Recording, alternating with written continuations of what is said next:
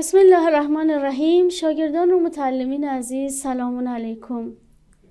بیولوژی صنف دهم فصل سوم جلسه اول در خدمت شما هستیم. در این فصل به مطالعه مرکبات عضوی می‌پردازیم.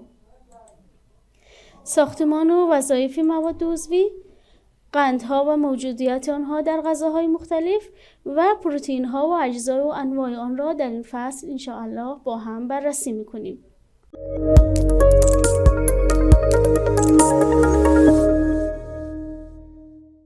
و ما مقدمات بحث. در جلسات گذشته گفتیم که ترکیبات کیمیایی حجروی شامل مرکبات غیر عضوی و مرکبات عضوی است. مرکبات غیر عضوی آب و مینرال ها بودند و مرکبات عضوی قندها، پروتئین ها و شحمیات. اصطلاحی که همه ما به صورت روزمره با اون سر کار داریم، غذا. غذا از نظر بیولوژیکی تعریفی خاصی خود را دارد. از نظر بیولوژیک غذا موادی است که در تعاملات حیاتی حجروی تولید انرژی می‌کنند. بنابراین هر ماده‌ای که بتواند وارد تعاملات حجروی شود و انرژی تولید کند به عنوان ماده غذایی شناخته می‌شود. منظور از تعاملات حیاتی حجروی اکسیدیشن است که با آن آشنا می‌شویم. اکسیدیشن به معنای سوختن مواد در موجودیت اکسیژن است که حاصل نهایی آن مواد بیکاره و انرژی مولد است. با مواد بیکاره آن فعلا کاری نداریم، اما اونچه که مورد نظر ماست انرژی است. انرژی نیازی اساسی تمام موجوداتی زنده است. قندها، شحمیات و پروتئین‌ها سه ماده اصلی هستند که با عنوان ماده اساسی در ساخت و ساز حجروی به کار گرفته می‌شوند. قندها یا کربوهیدرات‌ها. کربوهیدرات‌ها یا قندها مهمترین تأمین کننده های انرژی در حجره به شمار می‌روند. از سوخت 1 گرم ماده قندی 4 کیلوکالری انرژی حاصل می‌شود. کیلوکالری چیست؟ کالری به معنای حرارتی است که اگر ما 1 میلی گرم آب را در اون حرارت قرار بدهیم به اندازه 1 درجه سانتیگراد درجه حرارت اون آب بالا می رود. به این میزان حرارتی که برای بالا بردن 1 درجه سانتیگراد آب استفاده می شود به نام کالری شناخته می شود. و وقتی که قندی می سوزد 1 گرم قند می سوزد به اندازه 4000 کالری انرژی تولید می شود. خب، از نظر ساختاری مواد قندی از کربن، هیدروژن و اکسیژن مرکب شده و فرمول عمومی اونها به صورت CxH2O شناخته می شود. از نظر نوع قندها را به 3 نوع می شود تقسیم کرد. قندهای یک قیمته یا مونوساکاریدها ها. مونوساکاریدها شامل گلوکوز، فرکتوز و انواع مانندی آن است. 2 قیمته به نام دیساکاریدها شناخته می شود.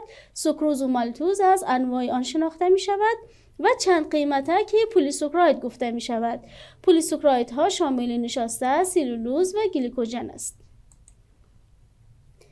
قندهای یک قیمته. قندهای یک قیمته قندهایی است که از نظر واحد ساختمانی در واقع یک واحد ساختمانی را شامل می شود. قندهای یک قیمته خود واحد ساختمانی تمام کربوهیدرات ها به شمار می رود. یا به عبارت دیگر کربوهیدرات های بزرگ وقتی شکسته می شوند به قندهای یک قیمته تبدیل می شوند. شما یک ساختمان بزرگ را در نظر بگیرید. کل ساختمان از آجر ساخته شده. کنار هم قرار گرفتن آجرها دیوارها را می سازد. طبقات مختلف اتاقها و قسمتهای مختلف را می سازد. وقتی بخواهیم این ساختمان را دوباره متلاشی کنیم با کوچکترین واحد آن که همان آجرهاست میرسیم. قندهای یک قیمته در ساختمان کربوهیدرات ها نقش همان آجرها را دارد. قسمتهای کوچکی است که به هم پیوند میخورد و مولکول های بزرگ را میسازد. گلوکوز و فرکتوز جزء قندهای یک قیمته به شمار می روند. فروکتوز همان شکر میوه است. شما در میوه های مختلف یک شیرینی اندکی احساس میکنید.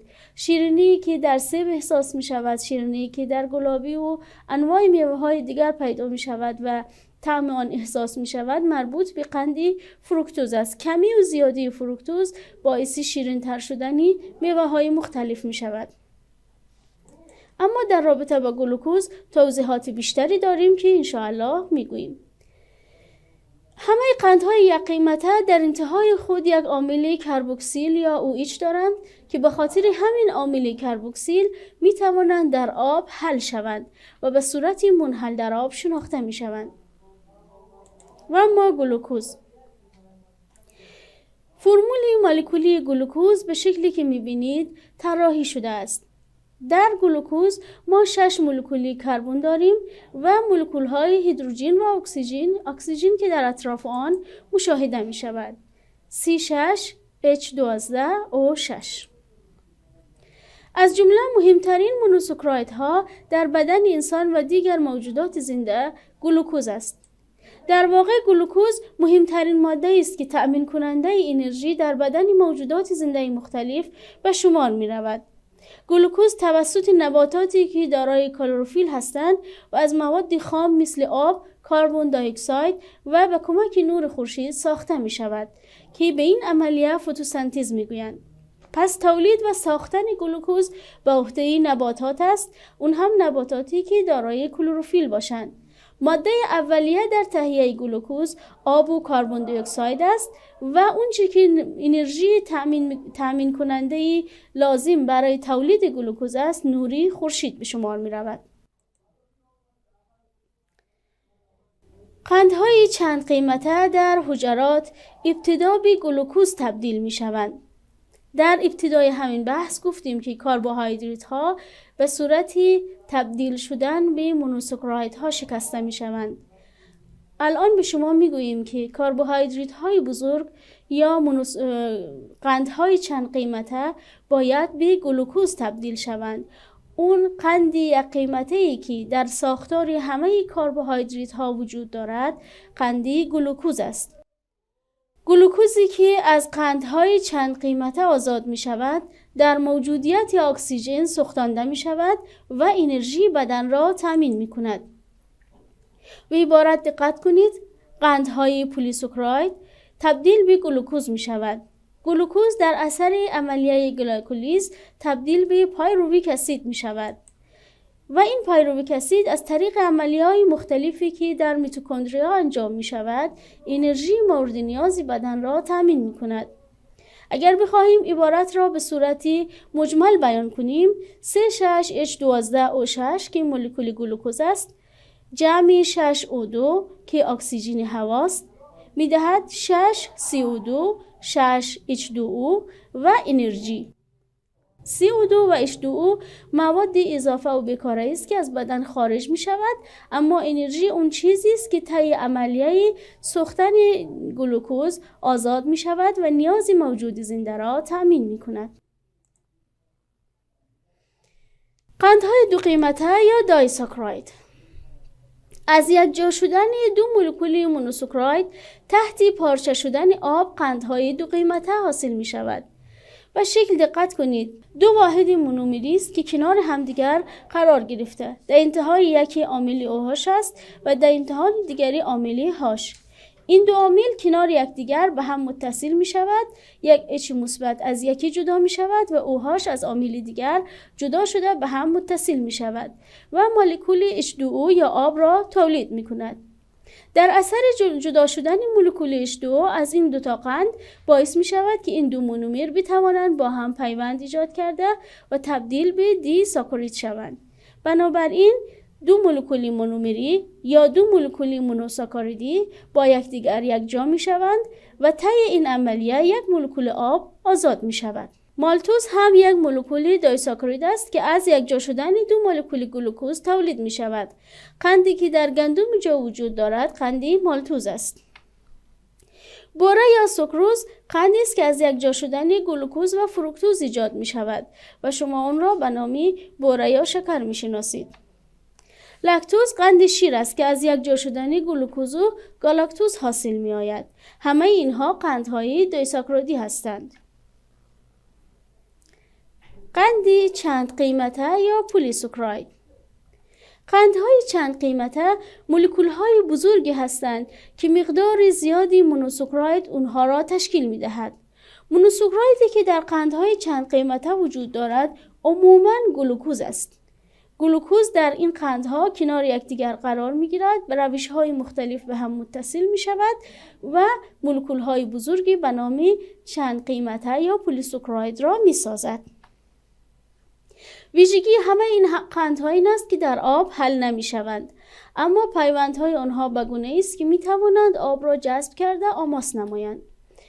پلیساکارایدها در عملیه هیدرولیز توسط آنزیم‌ها یا همراه تیزاب‌ها شکسته می شوند و گلوکوز یا واحدهای ساختمانی خویش را تولید می کنند. خب مثال شما فقط در رابطه با یک دیساکاراید است. دیساکاراید در اینجا به هم دو تا مونومر است که به همدیگر متصل شده. در اثر شکسته شدن پیوند آن یک مولکول آب هم باید شکسته شود. مولکول آب شکسته می شود، ایچ مثبت آن به یک مونومر و او ایچ منفی آن به مونومر دیگر منتقل می شود. در نتیجه پیوند بین دو مونومر از هم جدا می شود. همین اتفاق در هیدرولیز پلیساکارایدها اتفاق می افتد. تمام مونومرهای یک پلیساکاراید با همین روش از هم جدا می شوند.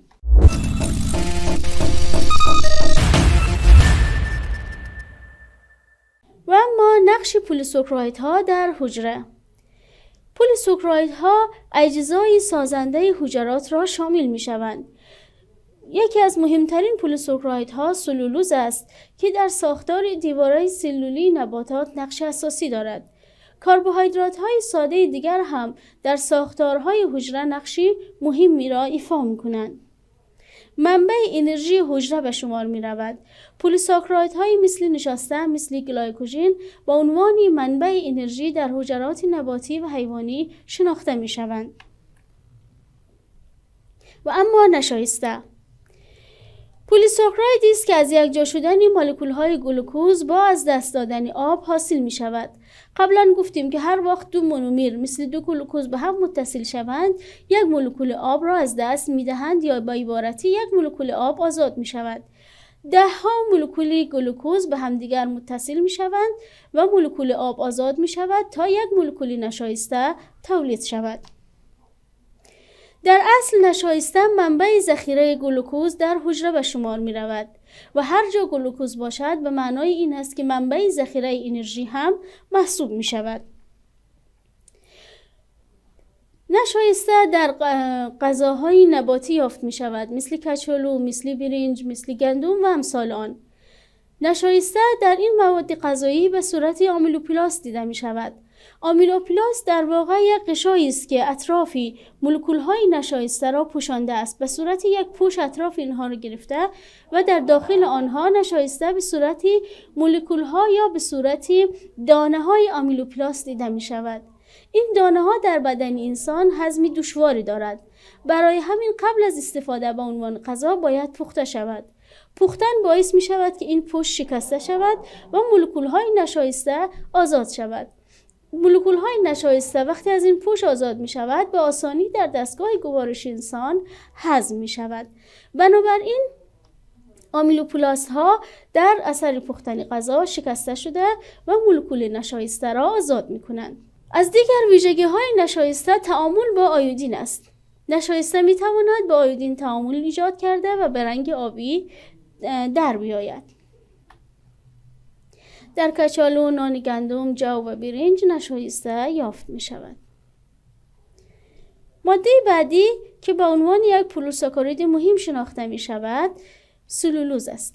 سلولوز همونطور که قبلا گفتیم قسمت اصلی دیوارهای حجروی نباتات را شامل می شود. اگر به این شکل دقت کنید این دیواره حجروی دو نبات است که در کنار یکدیگر قرار گرفته.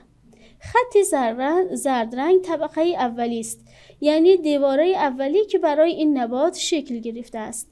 معمولا این دیواره در همه نباتات جوان دیده می شود. خط نارنجی رنگ که پررنگ تر است طبقه دومی است که معمولاً در حجراتی که به حد اعظمی رشد خود رسیدند دیده می شود. این خط دوم در همه نباتات وجود ندارد. و اما در مابین اینها یک خط سومی وجود دارد که ماده چسبناکی است که دو حجره را به یکدیگر متصل می کند. این قسمت سوم را با نام طبقه وسطی می شناسند. هر سه این طبقات سلولوز ماده اصلی سازنده آن می باشد. از نظر ساختاری سلولوز از به هم پیوستن گلوکوزها حاصل می آیند. مثل نشایسته گلوکوزها به همدیگر متصل می شوند و سلولوز را تولید می کنند. از نظر وجود در مواد غذایی سلولوز در ساقه ها و برگ های علفی وجود دارد و از طریق سالاد، ترکاری و امثال آن وارد رژیم غذایی انسان می شود. منتها نکته‌ای که هست این است که به پیوندهای بین گلوکوز در سلولوز نگاه کنید. پیوندهایی که بین این گلوکوزها وجود دارد در بدن انسان شکسته نمی شود. یعنی انزیمی که بتواند پیوندی بین این گلوکوزها را بشکند در بدن انسان وجود ندارد. به همین دلیل مولکول سلولوز در بدن انسان به عنوان ماده انرژیزا یا به عنوان غذایی که بتواند تامین انرژی کند به حساب نمی آید. خب اگر که سلولوز در بدن انسان تولید مواد غذایی نمی کند، خوردن آن چه فایده ای دارد؟ خوردن سالاد و ترکاری که بسیار هم توصیه می شود چه فایده ای برای انسان دارد؟ سلولوز در بدن انسان تجزیه نمی شود، اما چون به مقدار زیاد باید از داخل روده خارج شود و دفع شود، باعث دفع این مواد اطراحی می شود. یعنی وقتی که سلولوز می خواهد از روده انسان خارج شود، تمام این مواد و سمومی که در روده جمع شده را با خود خارج می کند، از قبضیت جلوگیری می کند و حتی از سرطانهای روده بزرگ هم پیشگیری می کند.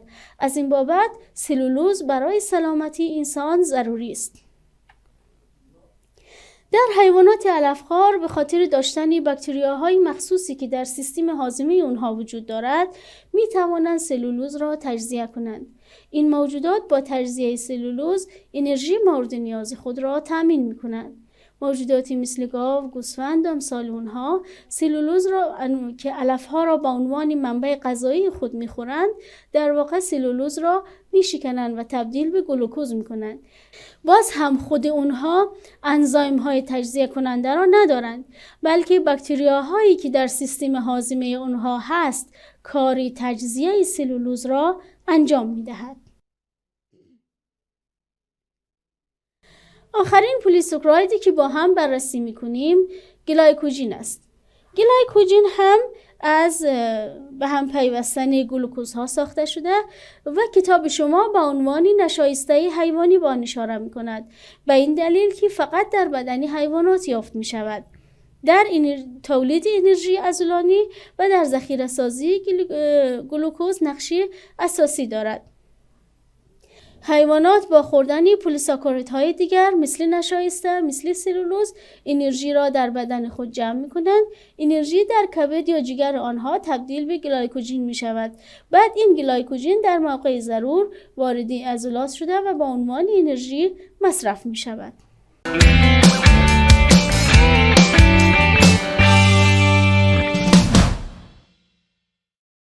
مبحث دیگر در رابطه با پروتئین هاست. پروتئین ها گروه دیگر از مرکبات عضوی بدن بودند. پروتئین ها از مرکبات مغلق عضوی به شمار می روند. جزئی مواد مهمی سازنده حجره هستند. قسمت های مختلف حجره به وسیله پروتئین ها ساخته می شود. از نظر ترکیبی در ترکیب آنها کربن، هیدروژن، اکسیژن، سلفر، نیتروژن و فسفرس دیده می شود. از نظر ساختار واحدهای سازنده، واحدهای آن آمینو اسیدها هستند. از کنار هم قرار گرفتن آمینو اسیدها پروتئین ها ساخته می شوند. آمینو اسیدها هم جزئی مرکبات عضوی هستند که از کربن، هیدروژن، اکسیژن، نیتروژن و غیره ساخته شده. در بدن موجودات زنده 20 نوع آمینو اسید شناخته شده است. به نمودار دقت کنید. پروتئین در دستگاه هاضمه انسان تبدیل به امینو اسید می شود. امینو اسید واحدهای سازنده پروتئین هاست. این امینو اسیدها از طریق امعای کوچک جذب می شود و از اونجا وارد جریان خون می شود. جریان خون امینو اسیدها را به کنار حجرات می رساند. حجرات طی عملیه آنابولیسم پروتئین های مورد نیازی بدن را دوباره می سازند. بنابراین بدنی هر موجودی پروتئین های مخصوص به خود را دارد. گرچه واحدی سازنده همه پروتئین ها امینو اسید است، اما هر حجره‌ای پروتئین خود را خودش می سازد. کنار هم قرار گرفتن امینو اسیدها، اینکه کدام امینو اسید به کار گرفته شود و چگونه در کنار کدام امینو اسید قرار بگیرد، تعیین کننده نوعی پروتئین است. گاهی پروتئینی که در یک حجره از بدن یک انسان ساخته می شود با پروتئینی که در حجره دیگر همان انسان ساخته می شود با هم مشابه نیست. مثلا پروتئینی که در حجره پوست ساخته می شود با پروتئینی که در حجره چشم ساخته می شود یکسان نیست، در حالی که ماده اولیه اونها همان امینو اسیدی است که از طریق مواد غذایی به بدن انسان وارد شده است. آمینو اسیدها را به دو دسته تقسیم می‌کنیم. آمینو اسیدهای اساسی که باید در رژیم غذایی موجود باشند، چرا که بدن قادر به ساختن آنها نیست. زمانی بدن این آمینو اسیدها را به دست می‌آورد که از طریق رژیم غذایی آنها را دریافت کرده باشد. و آمینو اسیدهای غیر اساسی، اونهایی که موجودیت اونها در رژیم غذایی ضرورتی ندارد، به این دلیل که بدن میتواند این امینو اسیدها را از طریق امینو اسیدهای دیگر تولید کند. به همین طریق پروتئین ها را هم به دو دسته تقسیم میکنیم.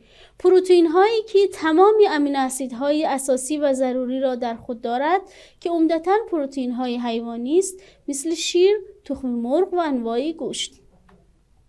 و پروتئین هایی که مقدار کمی امینو اسید را در خود دارند، از امینو اسیدهای اساسی کمتری برخوردارند، مثل پروتئین های نباتی، گندم، لوبیا و نخود. خب به یک مطلب دیگر در رابطه با ساختار پروتئین ها دقت کنید. آمینو اسیدها را به نام پپتید هم میشناسیم. در بیولوژی آمینو اسید را بیشتر به نام پپتید معرفی میکنند.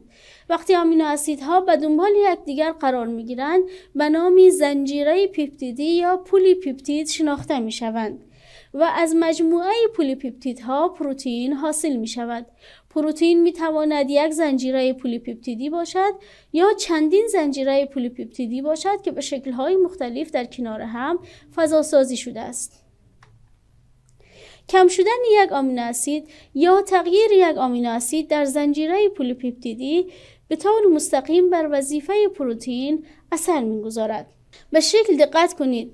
این یکی از کرویات سرخ بدن است که در حالت طبیعی مشاهده می‌کنید و این همون کرویات سرخ است، اما حالتی کمخونی داسی را نشان می‌دهد.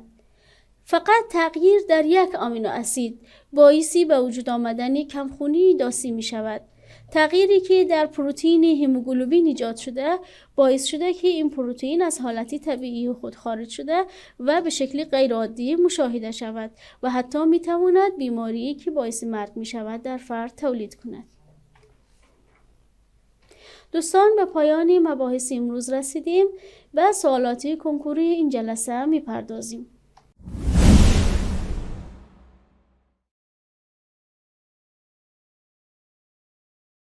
مولکول‌های نشایسته داخل حجره کروی شده و به نام ذیل شناخته می شود. امیلوپلاست، کروموپلاست، لیکوپلاست، کلوروپلاست.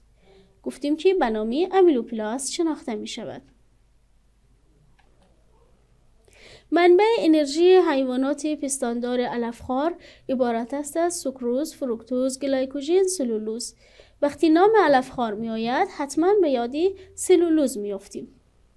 کدام یک از قندهای ذیل از جمله قندهای جو است؟ مالتوز، لکتوز، سوکروز و فروکتوز. قند جو مالتوز نامیده می شود. قندی که در شیر حیوانات وجود دارد به کدام نام یاد می شود؟ قند لکتوز، قندی گلوکوز، قندی میوه، قندی جو. گفتیم قندی که در شیر است قندی لکتوز است. در حیوانات پستاندار علفخوار سلولوز توسط کدام انزیم ذیل تجزیه می شود؟ انزیم هضمی چربی، انزیم سلولوزی و باکتری، انزیم هضمی پروتئین. همه جوابات درست است. گزینه دوم انزیم سلولوزی و باکتری جواب سوالی ماست. عمده‌ترین مواد غذایی که در ساخت و ساز بدن ارزش فراوان دارد به چند دسته تقسیم می شود؟ 4 دسته، 5 دسته، 3 دسته و 2 دسته. که جواب درست 3 دسته است. آمینو اسیدها در بدن انسان در کدام موارد ذیل به کار گرفته می شود؟ برای نمو، برای ترمیم، برای تعمیر، همه ای موارد. پاسخ سوال ما همه ای موارد است. پروتئین ها مرکبات مغلق عضوی‌اند که در ترکیب خود یکی از عناصر ذیل را دارند. CHO CHOSP اس که میدانید اس گوگرد یا سلفر است و پی فسفرس است. COHS و CH. گزینه 2 از همه جوابات کاملتر و قابل قبولتر است. دوستان به پایان مباحث امروز رسیدیم. به همه شما خسته نباشید میگوییم. خدا نگهدار.